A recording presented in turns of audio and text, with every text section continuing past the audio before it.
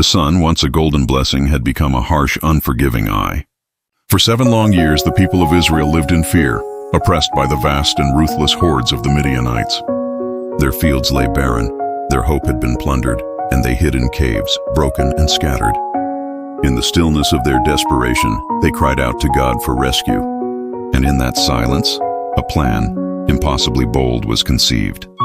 In a dusty ancient winepress, a young man worked in secret. His name was Gideon. He was a man of fear, from the weakest clan of the weakest tribe. But in that humble, hidden place, God found him. An angel of the Lord appeared, declaring, "The Lord is with you, mighty warrior." Gideon, with the weight of his people suffering on his soul, answered with doubt. "If the Lord is with us, why has all this happened?" he asked. The angel's gaze was unwavering. "Go in the strength you have," the voice commanded, "and save Israel." Gideon, a man who saw only his weakness, was called to a greatness he could not comprehend. He asked for a sign, and God answered with fire, consuming the offering he had placed on the rock. In that moment, fear and faith wrestled within him. The man who saw himself as a coward now saw a glimpse of the divine. His impossible journey had begun. Transformed by that fire, Gideon blew the trumpet, and men flocked to his side. 32,000 brave souls, a number that seemed a fragile hope against the Midianite horde. But God saw Gideon's reliance on their strength, not his. "You have too many men," the Lord declared, "lest Israel boast against me, saying, 'My own hand has saved me.'" The Lord told Gideon to send home all who were fearful. 22,000 men turned back, but even this was not enough. The Lord had a plan that would leave no room for human glory. God led the remaining men to the river.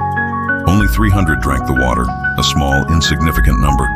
This was God's final test, and the Lord spoke, "With the 300 men I will save you and give the Midianites into your hands."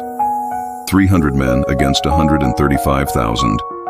It was a number that defied all military logic, a number that left no doubt that this would be a victory of God alone. Gideon, now a man of unshakable faith, gave each of his 300 a trumpet, a clay jar, and a torch. In the darkness of the night, under a starless sky, the small, silent army surrounded the sleeping giants of Midian. In the stillness, a single horn sounded, then another and another. At Gideon's signal, they broke the clay jars, and the camp was plunged into a blinding, sudden light. And then a sound that shook the very earth. 300 trumpets blew in unison, a sword for the Lord and for Gideon. They shouted. The roar of the trumpets and the blinding light caused utter confusion. In their terror, the Midianites turned on each other. They were a defeated army before a single sword had been drawn. The great army, once so fearsome, was now a scattered, panicked, fleeing mass. The sun rose over a scene of unbelievable victory. The Midianites, who had plundered the land for so long, were defeated, not by the strength of men, but by the power of God. The victory belonged to the Lord. Gideon, the once fearful young man, was now a hero. He had watched as God had done the impossible. The victory was a testament to the fact that God's ways are not our ways, and His strength is made perfect in our weakness.